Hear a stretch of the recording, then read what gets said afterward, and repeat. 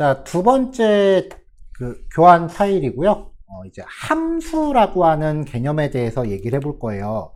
이 함수라고 하는 건 자바로 치면은 메서드에 해당해요. 똑같은 개념인 건데 클래스 안에 들어가면은 메서드라고 부르고 클래스 없이 그냥 독립적으로 존재하면은 함수라고 불러요. 자바 했을 때는 우리가 메인이라고 하는 부분이 있었죠. 이 메인 부분이 프로그램의 시작점 역할을 했었는데 자바스크립트는 메인이 따로 없어요. 그냥 코드 작성하면은 처음부터 순서대로 실행을 해요. 클래스라는 개념이 자바스크립트에 없는 건 아니거든요.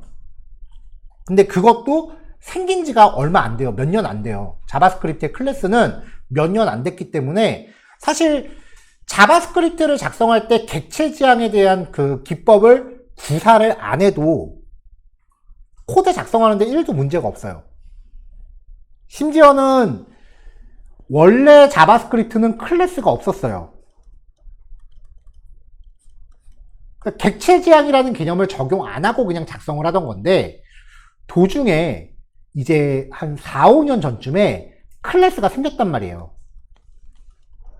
이 클래스라고 하는 거는 우리가 자바에서 공부했었던 거랑 비교했을 때 인터페이스, 즉 추상화 빼고 다 있어요. 상속도 되고 뭐 다 있는데 그래서 한동안 2020년 초반쯤에 이 클래스를 활용해서 작성해야만 뭐든지 할 수 있었어요. 예를 들면 우리가 이제 리액트라는 것도 공부를 할 텐데 리액트 같은 경우에는 클래스를 작성해야만 쓸 수 있는 거였어요. 근데 갑자기 자바스크립트를 중심으로 해서 이상한 유행이 퍼져요. 클래스 너무 복잡하니까 우리 함수 위주로 프로그래밍을 하자. 그래서 함수형 프로그래밍이라는 게 유행을 해버려요. 그러니까 클래스를 몰라도 자바스크립트 작성하는데 아무런 문제가 없게 돼요. 그래서 요즘 리액트 같은 경우는 클래스 안 만들어요. 그냥 함수로 끝내요. 그러니까 얘가 붕 떠버린 거예요. 굳이 이걸 공부할 필요가 있나? 라는 느낌이 드는 거죠. 근데 자바스크립트만으로 끝난다라고 하면은 클래스를 알 필요는 없다고 봐요, 저는. 근데 리액트를 공부할 때는 클래스를 알아야 돼요. 그래서 일단은 함수에 먼저 포커스를 맞추는 게 좀 더 손쉽게 접근할 수 있는 거죠. 자, 함수에 대한 이야기. 자바로 치면은 메서드에 해당하는 거라 그랬어요. 그래서 1단원 같은 경우는 자바랑 내용이 결이 같아요. 그냥 문법적인 차이만 좀 살펴보면 됩니다. 2단원 같은 경우도 절반 정도는 자바랑 결이 같아요. 메서드 간에 서로 호출한다거나 우리가 자바에서 메서드 오버로드라는 걸 봤거든요. 똑같은 이름의 메서드가 파라미터 다르면 여러 개 존재할 수 있다는 규칙. 근데 자바스크립트는 그걸 좀 더 간결하게 표현을 해요. 그런 내용들이 좀 있는데 3단원 같은 경우는 자바스크립트만의 규칙이에요. 자바에는 없는, 그리고 문법적으로 약간 좀 환장하는 문법이에요. 람다식이라고 하는 게 들어가서 자바스크립트만의 아주 환장하는 문법을 만들어내는데 일명 화살표 함수라고 불러요.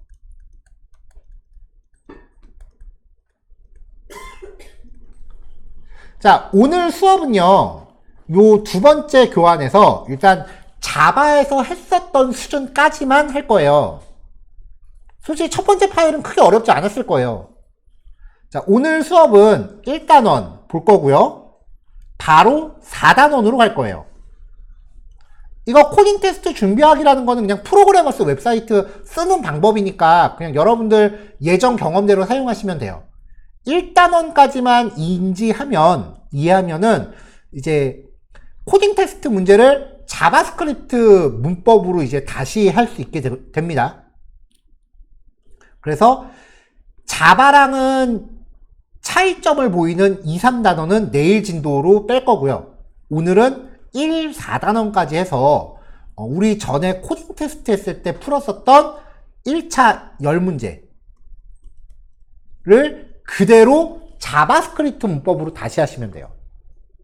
근데 여기서는 그냥 기본적인 연산자 관련된 문제들만 있는 거기 때문에, 그리고 예전에 자바에서 다 했었던 문제란 말이에요. 그리고 그때 제가 여러분들 1대1로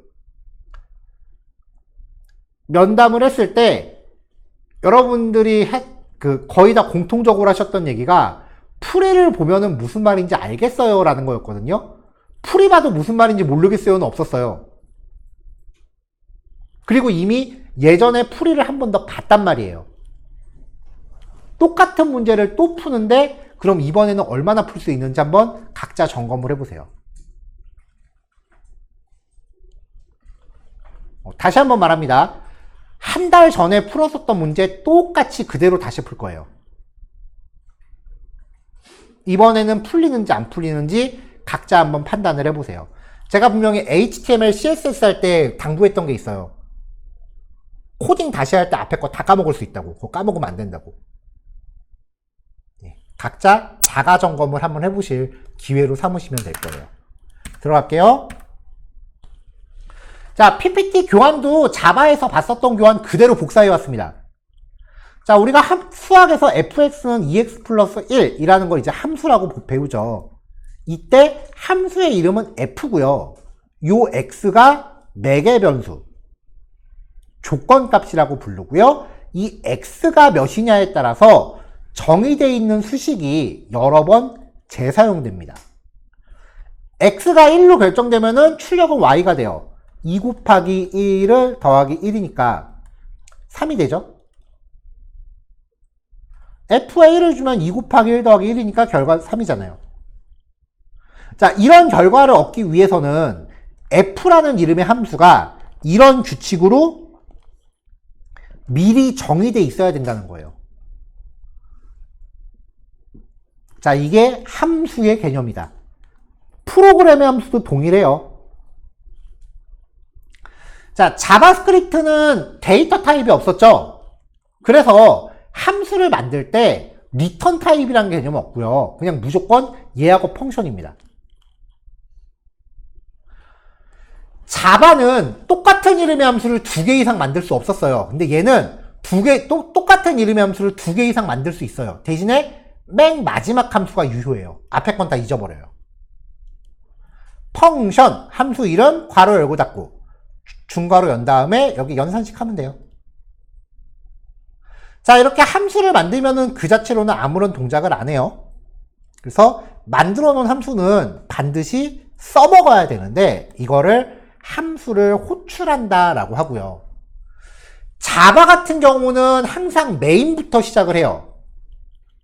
근데 얘는 코드가 위에서부터 순서대로 실행되기 때문에 함수를 호출하려면 소스 코드 상에서 함수를 호출하는 코드보다 함수가 반드시 먼저 정의되어 있어야 돼요. 얘는 코드 순서가 좀 중요해. 자, 함수 이름 규칙인데 그 변수 이름 규칙하고 똑같으니까 뭐 깊게 볼 필요는 없고요. 첫 글자를 숫자로 쓸 수 없고 소문자로 시작하는 게 관례고요. 대부분 동사 플러스 명사 형태예요. 그 다음에 대문자를 중간중간에 넣어서 띄어쓰기 표현한다. 자, 함수를 정의와 호출하는 겁니다. 1번 x 플러스 1을 수행한 함수예요. 자, 펑션 f라는 이름의 함수고요. 괄호 열고 닫고 중괄호. 요 안에서 x라는 변수를 만든 다음에 x 플러스 1을 출력해요. 그럼 6이겠죠. x의 값을 10으로 바꾼 다음에 다시 한번 x 플러스 1을 호출해요. 그러면 10이 되겠죠. 근데 이렇게 함수를 정의하는 것만으로는 아무런 동작도 안 해요. 자, 11라인에서 f를 한번 호출합니다. 그럼 이거 한 세트가 실행되는 거예요. 또 호출하면 이거 한 세트가 한번 더 실행되는 거예요. 2번 썼다. 즉 재사용이 된다라는 거죠. 자, 요번엔 요 안에 들어가는 조건값 봅시다. 이걸 이제 매개 변수라고 하죠. 이 x에 따라서 다른 결과를 반환해요. 이렇게 쓰이는 거를 매개 변수라고 하고요. 필요하다면 매개 변수를 2개 이상 콤마로 구별해서 정의할 수 있어요.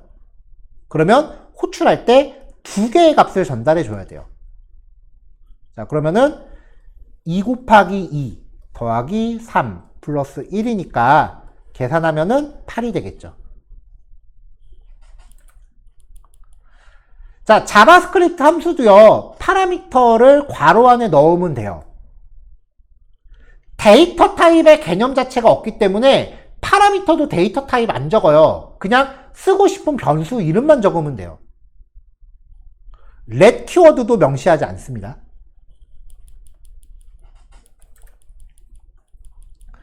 자, 파라미터를 갖는 함수 호출할 때 괄호 안에 파라미터 줘야 됩니다. 그래서 add1이라는 함수가 x라는 파라미터를 갖고 있다면 이거 호출할 때 그 값을 줘야 돼요. 그럼 이 100이 요 x에 할당된 상태로 add1 함수가 실행되는 거예요. 이게 100이니까 y는 101이겠죠. 100을 출력하는 거죠. 자, 함수 fx가 정의되어 있고요. x 더하기 1을 y에다 넣은 다음에 이 자리에다가 x값 출력하고 이 자리에 y값 출력. 자, x에 5를 줘요. y는 얼마야? 6이죠? 그럼 f의 5는 6이다 라고 한번 출력할 거고요. f에 10을 줘요. 그러면 x로 이번에 10 들어오는 거죠? 그럼 y는 11이 되겠죠? a라는 변수에 100을 저장한 다음에 a 값을 줘요. 그럼 결국은 f한테 100 주는 거랑 똑같은 거죠. 이 a에 저장되어 있는 값이 x에 복사되는 거예요. 그러니까 x는 a가 되는 거죠. 결국은 x는 100이죠? 그럼 출력되는 거 101이죠. 넘어갈게요. 자, 파라미터가 여러 개 있다. 그럼 호출할 때도 이렇게 하나씩 짝지어서 줘야 된다는 거죠. 이거 오타다. 인트 안 들어가요. 자바 교환을 지금 그대로 바꿔서 그래요. 자, add라는 함수 만들 때 xy 2개 파라미터 정하면 100과 200이 xy로 들어가는 거죠. 그러면 z는 100 더하기 200 더하기 1이니까 301 나오겠죠. 자, 두 수의 합을 출력하는 함수와 두 수의 차를 출력하는 함수입니다. 프린트 썸 출력하면서 10과 20을 줘요. 10과 20. 그럼 리절트는 30이겠죠? 10 더하기 20은 30이라고 출력이 될 거고요. 10과 20을 줘요. 그럼 리절트는 마이너스 10이죠? 이 자리에 A, 이 자리에 B는 마이너스, 50과 15네. 50과 15. 그러면 35죠? 50 빼기 15는 35다.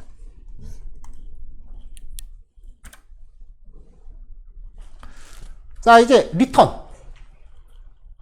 자, fx는 2x 플러스 1일 때 f에 1을 주면은 결과값은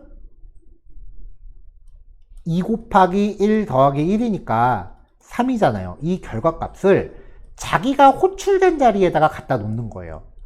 그거를 우리가 아래다가 이렇게 적는 거죠.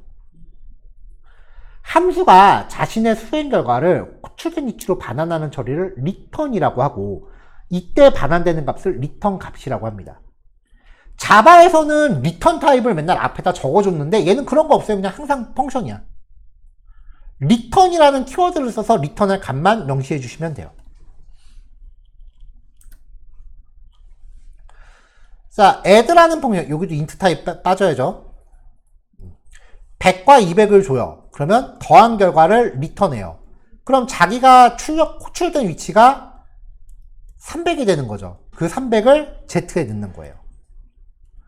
자, add라는 함수를 호출하면서 100과 200을 줘요. 그러면 자기가 호출된 자리에다 결과값 갖다 놓는 거니까 이 자리가 300이 되는 거죠. 그럼 300 더하기 300이니까 y는 600이 되겠죠. add. 함수가 이렇게 중첩 사용되면 안쪽 게 먼저 실행돼요. add한테 5하고 2를 줘요. 그러면 5하고 2가 들어오니까 자기가 호출된 자리에다가 7을 갖다 놓겠죠. 그럼 콘솔.로그 7인 거예요. 콘솔.로그 %d인데 add oy. 그럼 이 자리가 7로 결과값이 반환되죠? 그러면 %d에다가 7을 갖다 놓으라는 거랑 똑같죠. 별로 어렵게 생각하지 마세요.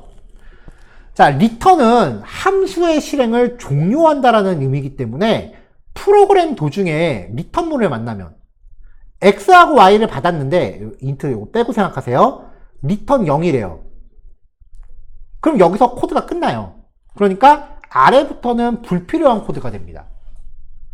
여기에서 자바랑 차이가 좀 나오는데 자바는 이렇게 되면 이거 에러예요. 리턴문 이후의 코드는 불필요하니까 이딴 거 코딩 왜 했습니까 하면서 에러가 나요. 자바는. 자바스크립트는 에러 안 나요. 그냥 여기서 끝나고 말어.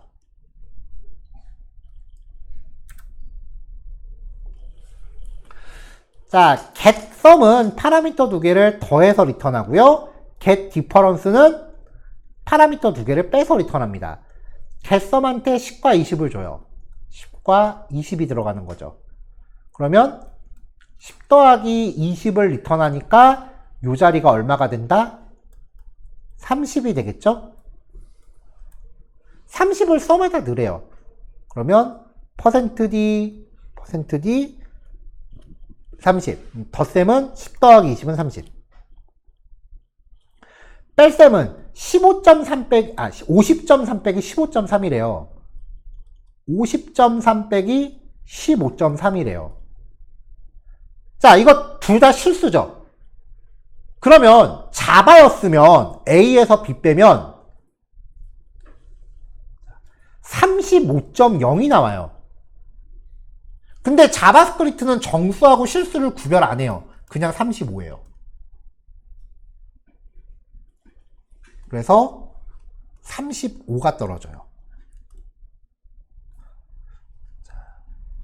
자, 10하고 20을 getSum에다가 줘요. 그러면 30 리턴하고 20 빼기 10을 함수한테 줘서 리턴하면은 10 반환되죠. 그 결과값을 더해라. 믹스는 40 떨어지죠. 자, 이 정도까지 하면 코딩 테스트 입문 100문제를 푸는데 필요한 기초 함수 지식은 다 정리가 돼요. 요 다음부터는 자바스크립트만의 좀 독특한 규칙들이기 때문에 2단원부터는 아까 말했다시피 내일 진도로 뺄 거고요. 그럼 4단원으로 워프에서 이미 우리가 프로그래머스는 여러 번 접해봤단 말이에요. 뭐 코딩 테스트가 뭔지 필요 없고요. 이 사이트 이미 여러 번 들어가 봤죠. 자, 코딩 테스트 입문 문제. 그때 우리가 100문제를 다 풀었던 몇 개 남긴 했었어요. 그래도 진도에 부합되는 문제들은 거의 다 풀어봤단 말이에요. 거의 한 7, 80문제를 풀었단 말이에요. 그거를 고스란히 다시 할 거예요. 그때는 우리가 프로그래밍 언어를 자바로 선택했는데 오늘은 이제부터는 자바스크립트를 선택하시면 돼요. 자, 그럼 문제는 똑같고요. 여기 프로그래밍 언어 선택이 자바스크립트가 되면은 이제 그때는 우리가 솔루션이라는 메서드를 구현했는데 이제는 솔루션이라는 함수를 정의하시면 돼요. 그래서 값을 리턴하게끔 해주면 된다고요. 자, 문제 요구사항은 num1과 num2가 주어졌을 때 num1에서 num2를 뺀 값을 리턴하도록 솔루션 함수를 완성해주세요 라고 돼 있단 말이에요. 파라미터가 2개 들어가면 리턴 값이 이렇게 나와야 된다죠. 자신 있으시면 여기서 직접 푸셔도 돼요. 뭐 많이들 그렇게 하시더라고요. 근데 제가 권해드리는 건 비주얼 스튜디오 코드에서 예제 파일 하나 만든 다음에 일단 기본 코드 복사하고 그리고 이 함수를 호출해서 결과를 리턴 받을 수 있게끔 콘솔.로그로 찍어요. 메인이 없으니까 더 간단해져요. 파라미터는 여기 예제에서 나오는 걸로 세팅해 놓으면 되겠죠. 이렇게 해놓고 이 솔루션 함수를 고치는 거죠. 문제에서 얘기한 거는 뺀 값을 리턴하라고 했는데 더해버렸네요. 자, num1 더하기 num2 해서 리턴하라 라고 하면은 결과값 떨어지겠죠? 이거를 여긴 또 빼기로 해놨네. 이걸 이제 붙여놓고 실행해 보신 다음에 결과값 나오면 제출하시면 되죠. 이렇게 확인하면 돼요. 예전에 우리 이렇게 해서 코딩 테스트 준비할 때 각자 깃허브에다가 다 연결해 놨었죠. 그게 연결이 돼 있으시면 이제 코딩 테스트 답안을 제출했을 때 레벨 0이었죠?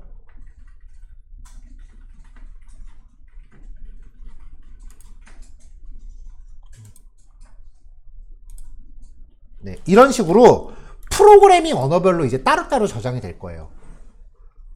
공식적으로는 예전에 여러분들은 자바만 지금 제출되어 있는 상태일 거고, 이제 요 루틴을 다시 한번 타고 나면은 자바스크립트도 쌓이게 될 거고요. 그 다음에 개강전에 선행학습 하셨던 분들은 파이썬도 지금 쌓여 있을 거예요.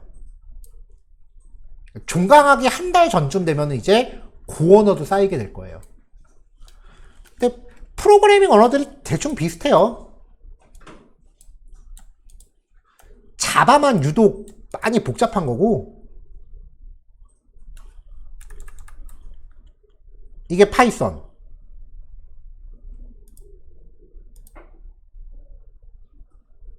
이건 자바스크립트. 그러니까 문법상의 차이만 있는 거지 내용은 똑같아요. 그 다음에 이게 고언어.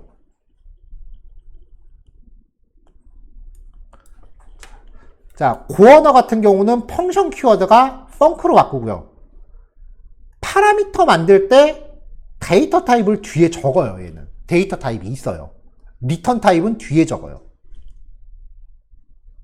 그러니까 이 세 개가 전부 이런 느낌인 거지. 1, 1, 하나. 이런 느낌이에요. 맥락은 다 똑같아요. 그래서 프로그래밍 언어는 어떤 언어로 시작하건 괜찮아요. 첫 번째 언어를 제대로 좀 정리가 안 됐다고 해도 다음 언어에서 정리 확실하게 하면은 앞에 게 자연스럽게 같이 정리가 돼요. 다 같은 맥락이니까.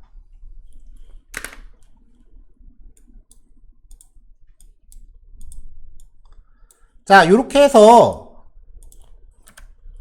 기본 10문제입니다. 우리 코딩 테스트 맨 처음에 최초에 풀었었던 10문제예요. 그때 많이들 양꼬치부터 종이 자르기까지는 못 푸셨던 분들 꽤 있었거든요. 오늘은 요 10문제 다 풀 수 있도록 해보시고요. 만약에 한 번에 안 풀리면은 자바에서 봤었던 답안을 보세요. 그걸 보고서 내가 자바스크립트로 풀어낼 수 있는지 한번 해보세요. 제발 이번만큼은 이거 10문제 푸는데 GPT 도움받지 말고 해봅시다.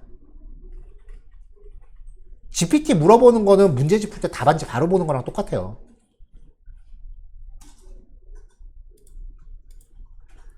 자, 여기까지 할게요.